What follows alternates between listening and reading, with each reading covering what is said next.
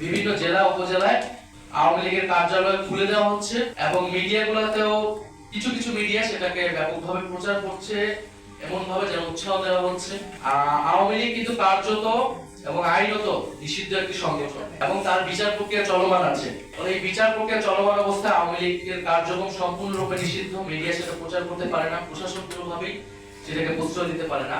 এই যে আওয়ামী লীগের কার্যালয়গুলো খোলা হচ্ছে এবং আওয়ামী লীগকে প্রশ্রয় দেওয়া হচ্ছে, আমরা মনে করি না এটা অটোমেটিক ভাবে হচ্ছে। এটা অবশ্যই এই নতুন সরকারের প্রশাসনের এবং সরকারি দলের প্রশ্রয় এটা হচ্ছে। তাদের কাছ থেকে গ্রিন সিগন্যাল ছাড়া আওয়ামী লীগ এটা করার সুযোগ বা সাহস পেত না। গত 1.5 বছর কিন্তু প্রশাসন অনেক জায়গায় ব্যর্থ হলেও জনগণ কিন্তু প্রতিরোধ করেছে।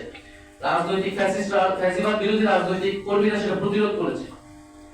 ফলে আমরা আশঙ্কা করছি যে এই নির্বাচনে এরকম একটা যোগসাজগ হয়েছে ভারত, আওয়ামী লীগ এবং বিএনপির মধ্যে, এবং আওয়ামী লীগের পুরো ভোট ব্যাংকটাকে বিএনপি নিজের দিকে নেওয়ার চেষ্টা করেছে। বিএনপি, এটা আমরা আগেও বলেছি, এটা নতুন কোন কথা না। বিএনপির বিভিন্ন বক্তব্যে তার মঞ্চে জয় বাংলা স্লোগান দেওয়া, আওয়ামী লীগের লোকদেরকে পুনর্বাসন করা, হত্যা মামলা আসামিদেরকে নিজের দলে ফেরানো, এই চেষ্টা কিন্তু স্থানীয় পর্যায়ে হয়েছে।